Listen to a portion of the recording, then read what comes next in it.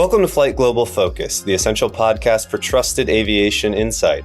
I'm Ryan Finnerty, Flight Global's America's defense reporter, and in today's episode, the global market for military airlift has long been dominated by just a few options.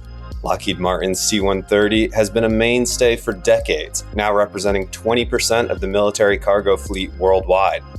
Airbus captures around 10% of the market with its C295 and A400 together, while Boeing's larger C-17 represents 6% of the active global inventory.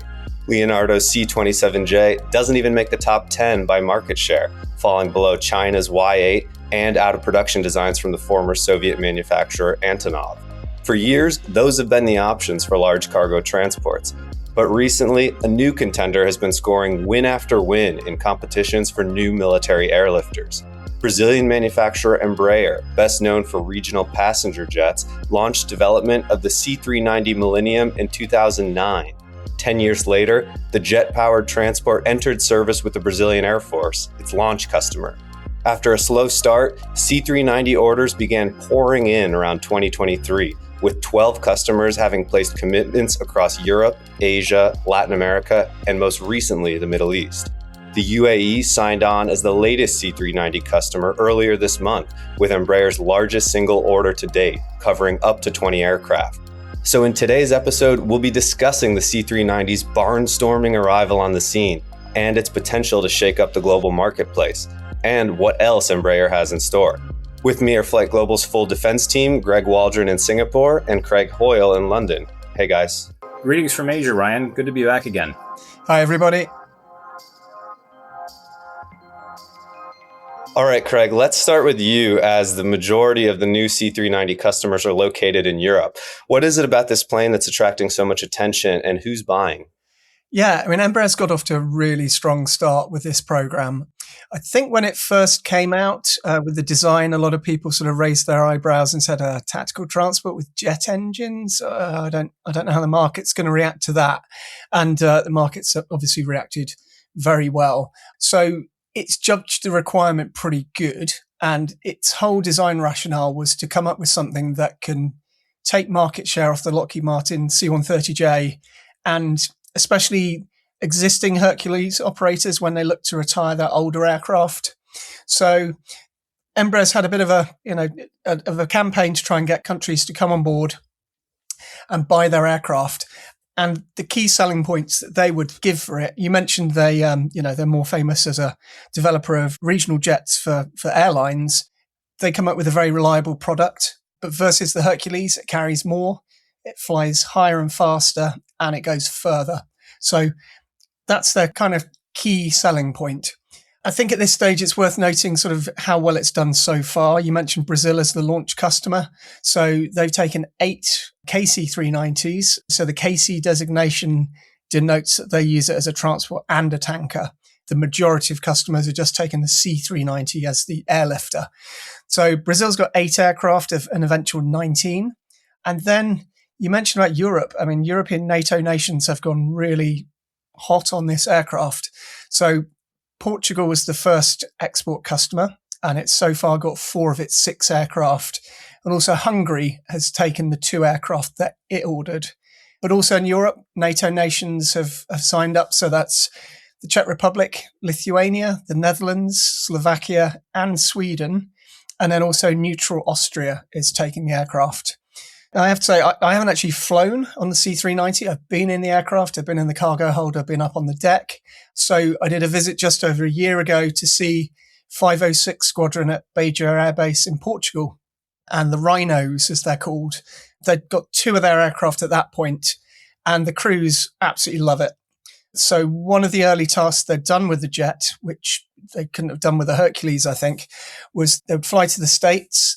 They'd pick up a second-hand Black Hawk helicopter, load it into the C-390, and then fly it back to Portugal. So it's quite versatile. For that, the weight isn't the issue with the Black Hawk. It's the size of the cargo. One of the loadmasters was explaining to us when she's winching the helicopter onto the C-390, there's one point where the clearance between the top of the helicopter and the bottom of the center wing box is about 5 centimeters. It's a tight fit, but it works, and they've made good use of that. So I think momentum is the favourite word whenever I speak to Embraer's defence boss, which is Bosco da Costa Jr. He'll talk about the great momentum the program has. And you kind of think, yeah, you've got a few customers. And then 6 months down the line, another customer comes and then another customer comes. So they're doing a really good job. The challenge they've got now is they've got to start delivering more aircraft. So they're in sort of low single digits a year at the moment, and they're pushing towards 10 in 2030. So they also need to stand up their support package that they deliver to customers, and also keeping up with the sort of airliner level reliability that they try to get with the aircraft. On sort of how it's getting more customers as well, that's quite an interesting point. So essentially, the Netherlands, Austria, and Sweden have a common contract. That takes away some of the complexity of different configurations of aircraft. So that's something that other people might be able to get on board with as well. And Portugal's looking to do the same thing with its program. It took options on 10 more jets. So potentially it might add some new people in the future as well. And Portugal's also got a big training school and a simulator at Beja. So lots of the other countries will go there and do their training with them. It's quite good joined up community on it from the start. Just back to sort of reason why we're doing this one. So the UAE deal, that was a really big deal for Embraer. We were out at the Dubai Air Show in November. I thought this was going to be one of the big topics. It did get talked about a bit, but the Gulf countries have tended to sort of have an urgent need and then nothing happens for quite a few years. So it's great it's actually come to a decision. There it was up against the C-130J and the Airbus A400M. It seems to have been the perfect fit for the UAE. And just sort of as an additional in the Middle East, Saudi Arabia also has a big transport aircraft requirement. It's got about 40 old Hercules at the moment. And I think Riyadh will definitely be looking at what the UAE's done. So this could bode well for Embraer in that contest as well. Yeah, Craig, you mentioned the airliner level of reliability that Embraer is shooting for. And I had a chance to fly on the C390 a few months ago in the US. It was my second time flying on the aircraft. And this was the demonstrator that Embraer, the company-owned demonstrator. So in the past, they sort of borrowed a crew in an aircraft from the Brazilian Air Force to kind of take to air shows and tour. And Embraer decided to invest in having its own aircraft to kind of take around on world tours and use for marketing and showing off to potential customers. And there was a few journalists got the chance to fly on it a few months ago in the US. And the company was really touting how reliable the C390 was. There was kind of a load of spare parts in the back of the cargo hold. It was mostly tires for the landing gear. And that was it. It was completely self-supported. There was no trailing aircraft with a load of mechanics or spare parts. Embraer was taking it around the world on this multi-month sort of whistle-stop tour to try and promote the C390. So I think they've had a lot of success with that strategy of having a really reliable aircraft that does have high rates of availability, as you mentioned.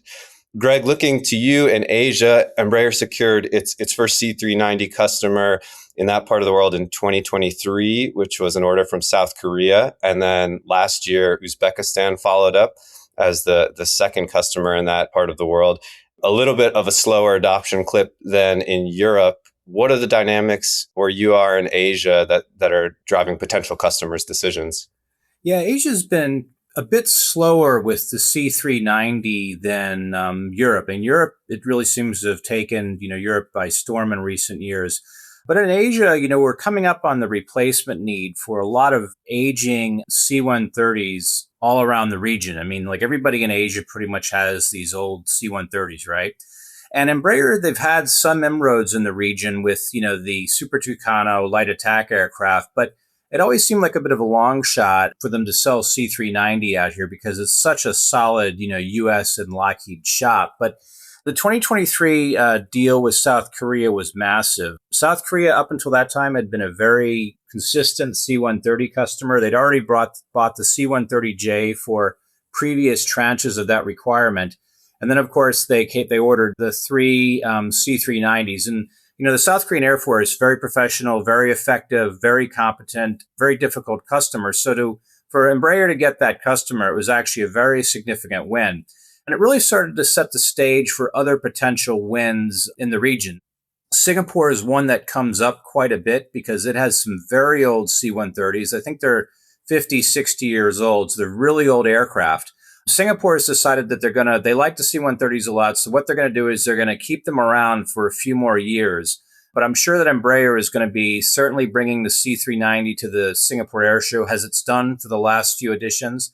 And they'll keep pushing it because for a place like Singapore, you've got forces kind of on training missions over in Australia. You've got forces that are stationed in the States simply because there's no space for them in Singapore. And so a transport that can, load up a lot of gear and get back to Singapore fast is probably something the Republic of Singapore Air Force will be kind of interested in. Another potential customer, Uzbekistan. Again, big country in Central Asia that can use that real airlift capacity. But the really big one, and would be an astonishingly, a turning point for the program, is India. India has been looking at new transports for years. We could have a whole podcast about this requirement. But it looks like finally at the end of the year, a request for proposals is coming for its medium transport aircraft. And this is going to be massive. It's going to be an aircraft to replace the old AN-32s and also to maybe supplement the Air Force's IL-76. And they're looking to get 60 aircraft. Of these, 12 would be produced in their home country and 48 would be produced locally. And the understanding is that the competition is really between the C390 and the C130J. So in this case, Embraer is teaming up with a very powerful Indian company called Mahindra, and Lockheed Martin, who makes the C-130J, is teamed up with a company called Tata Advanced System, which is a very powerful, big aerospace company in India. But Embraer, the last few years, has really stepped up its marketing efforts around India, arranging a lot of work with Mahindra, even talking about potentially building regional jets in India, really working on that local industrial aspect. And of course, the C-130J is a very effective aircraft. India actually operates 12 C-130Js. So that would have seemed to give that aircraft an advantage. But the Indian relationship has really gone into a tailspin under the second presidency of Donald Trump. And this kind of political friction could really create like a unique opportunity for the C-390. The other thing is tactically, it makes sense for India. Like a two-front war, say, with Pakistan and China, they're going to need to move a lot of troops around a very big country very fast. They'll be operating into airports in like the Himalayas and, very hot, dry conditions. So the C-390 can handle that quite well. So from that perspective, it does make sense for India. But then again, India has a very long history of delayed, problematic acquisitions. You could well see the C-390 or the C-130J win the competition, but then it's years before a decision's actually made or something goes wrong. But the UAE one is very significant for the program, and it sets the stage it certainly improves the C-390's case in India for 60 aircraft. Yeah, that's a great point, Greg, about the sort of, maybe you would say, unreliability of military procurement in India. That's a topic you've covered a lot, and we did a long look at that on the podcast for India's fighter acquisition plans a while back. So you can go and listen back to that episode and kind of hear more about the bureaucratically challenging nature of India's military procurement. Looking to my part of the world, the Western Hemisphere, the Americas, where Embraer is based and the launch customer for the C390, Brazil, the company's really chasing a lot of opportunity here as well. They've got big aspirations for the C390 in the US and have been chasing a US sale for several years now, but have been unsuccessful thus far. Obviously, as you mentioned, Greg, Lockheed is an American company, and so the Pentagon and the entire US military are pretty devoted to Lockheed and Boeing aircraft. But Embraer's been eyeing, interestingly, less on the cargo front or the airlifter front and more on the tanker side of things. And as Craig mentioned at the beginning of the episode, there is this KC-390 variant that allows the aircraft to operate in a tanker role. And that's really where Embraer has been focused in the US. They call it kind of agile tanker or tactical tanker. So something smaller than a KC-135 or a KC-46 that can maybe operate on smaller airfields, more distributed.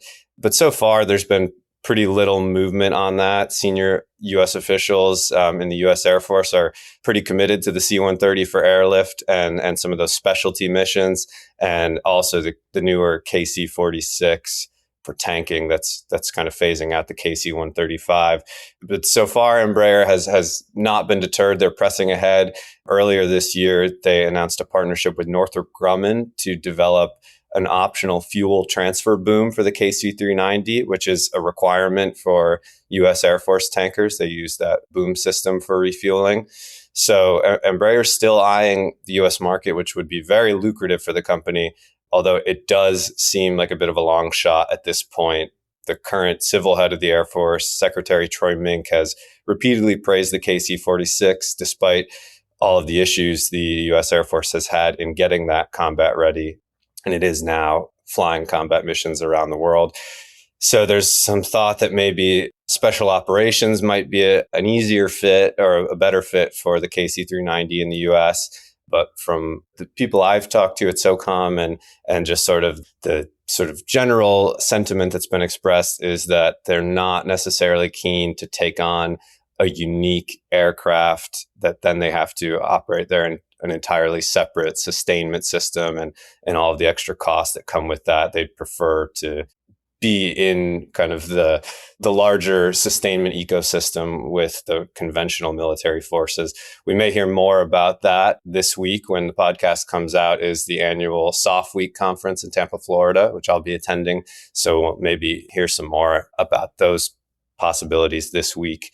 As Greg mentioned, the C-130 is still pretty dominant, and the U.S. Air Force Special Operations has recently had some notable battlefield success in the recent Iran operation with specialty variants of the C-130, like the MC-130 and HC-130, that both participated in the rescue of the two American aviators who were shot down in an F-15E over Iran. So doesn't really seem like there's any signs of the U.S. commitment to the C-130 going away anytime soon.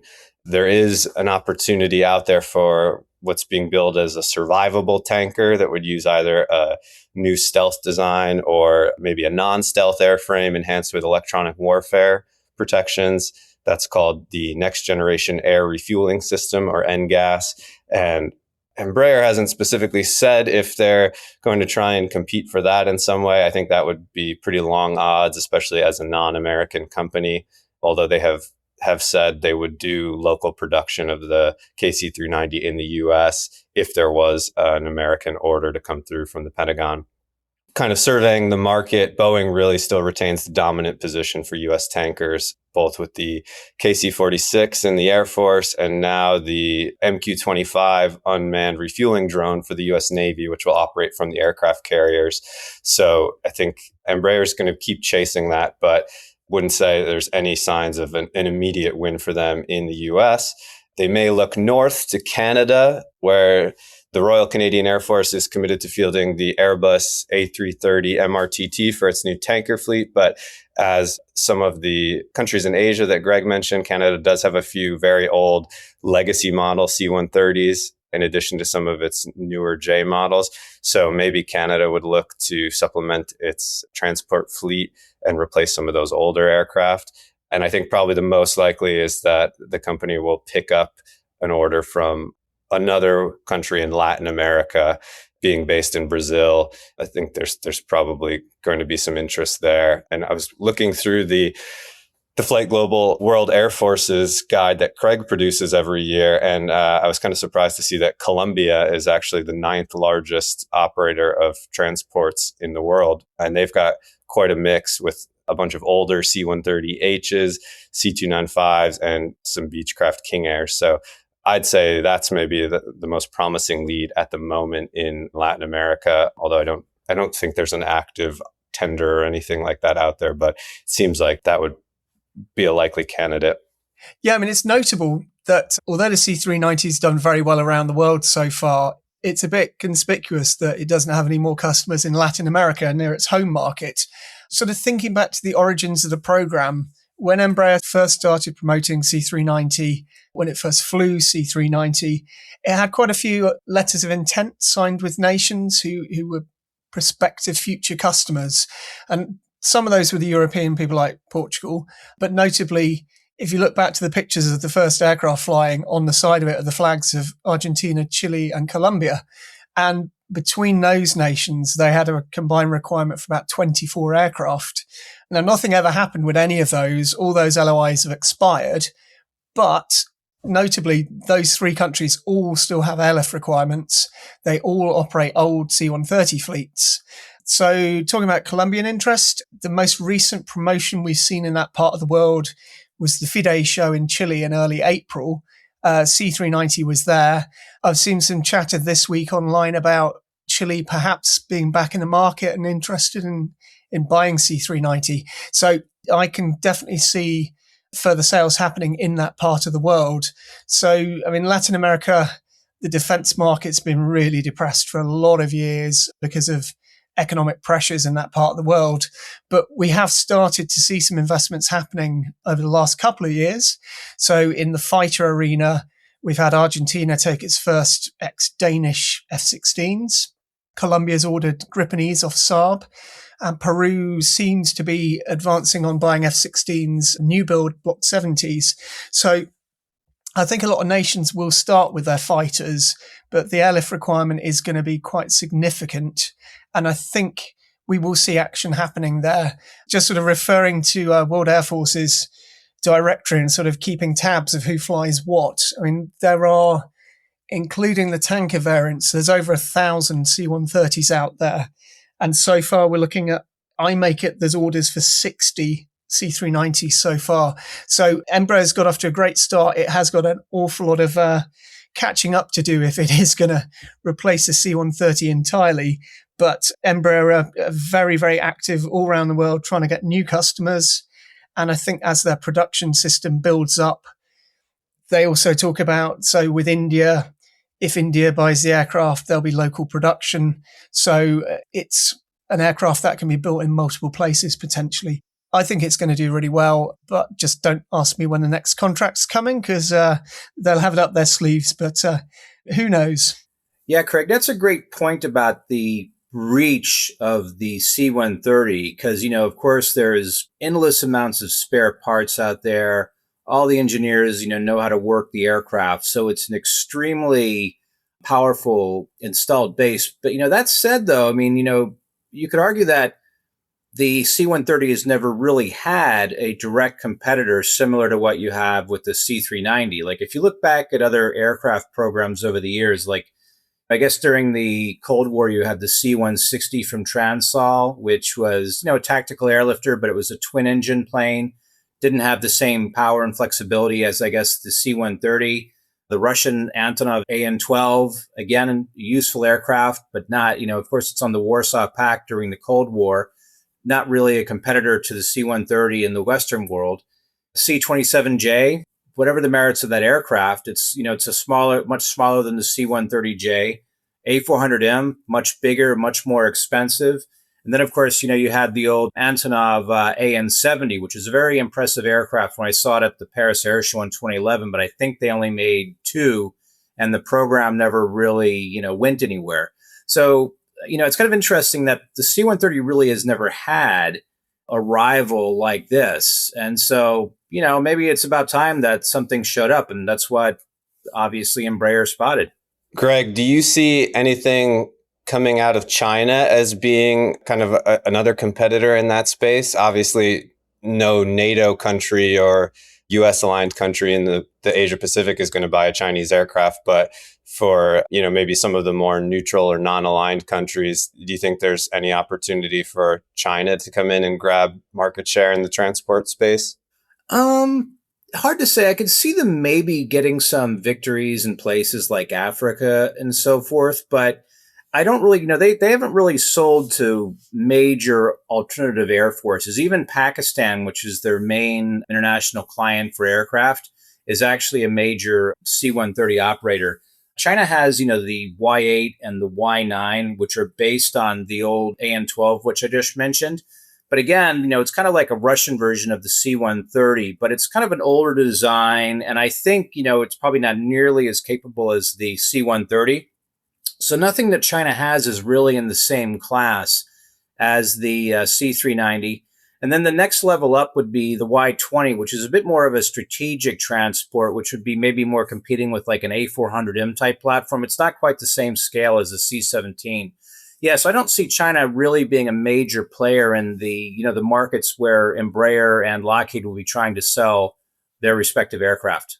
Yeah, interesting. And as you mentioned earlier in the episode, Greg, there is a huge geopolitical component to all of this and to any kind of military procurement. And I think that's maybe going to give Embraer a boost in this case, because there's quite a few countries in Europe, Canada, and maybe elsewhere that are not so happy with the political direction that the United States has gone in under the current administration, and are now looking to diversify away from the US in terms of their military procurement, and maybe reducing some of the what's been described in Canada and Europe as kind of reliance or vulnerability to a single source there.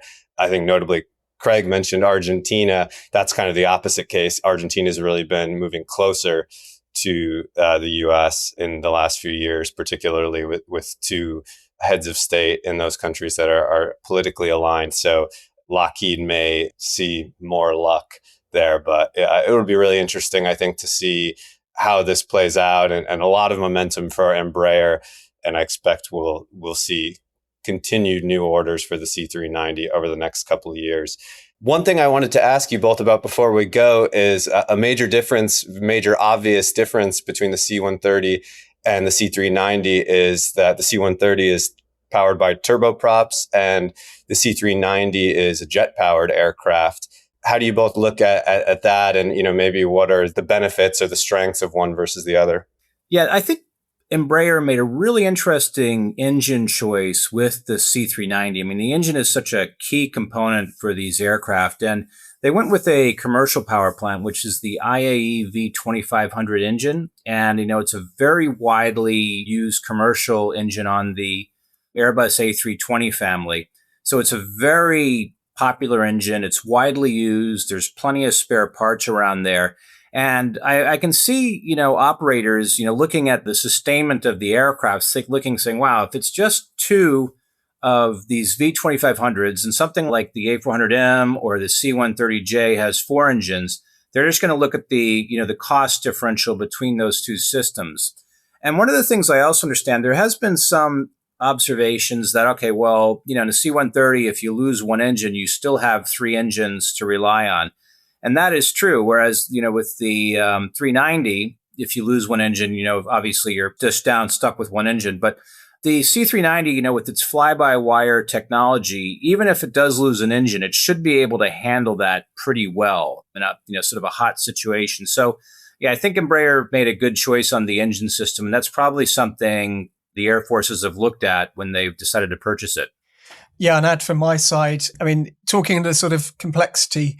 So one of the things that has hurt Airbus with the A400M over the years is the complexity of the TP400 engine, most powerful turboprop ever produced in the Western world. That comes with logistics challenges and supportability challenges.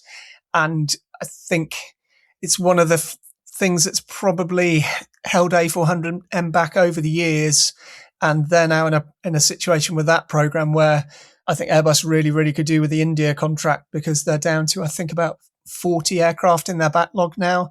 So maybe 5 more years of production. So I think they need it quite urgently. And what C390's demonstrated, it did a lot of hot weather work out in the UAE and with Saudis, I think. Any of those fears of, if you run a jet engine on a sort of dusty, unprepared strip, it's going to get lots of foreign object damage. They've obviously proven that that's not a problem. And I know the Brazilian Air Force have used it in some pretty rugged places. So it's a good aircraft in the tactical environment, even though it has the jet engines. Yeah, that is one of the major selling points that Lockheed always notes for the C-130 is how rugged it is and the variety of environments that it can operate in. But it does seem that Embraer is really making a go of competing and offering a jet that can do the same thing. All right, guys, I think we'll have to leave it there, but great discussion. Good to talk with you both, and we'll see you again next time. Yeah, great chatting, guys. Thanks, everyone. Speak to you next time. You've been listening to Flight Global Focus, which is a production of Flight Global with audio editing by Lucy Johnson. If you want to get in touch with us or for commercial opportunities related to the podcast, please email podcast@flightglobal.com. Listen, rate, review, and subscribe wherever you get your podcasts. And please join us again next week for more in-depth analysis covering the latest developments in airlines, defense, and aerospace. I'm Ryan Finnerty, and we'll see you next time for Flight Global Focus.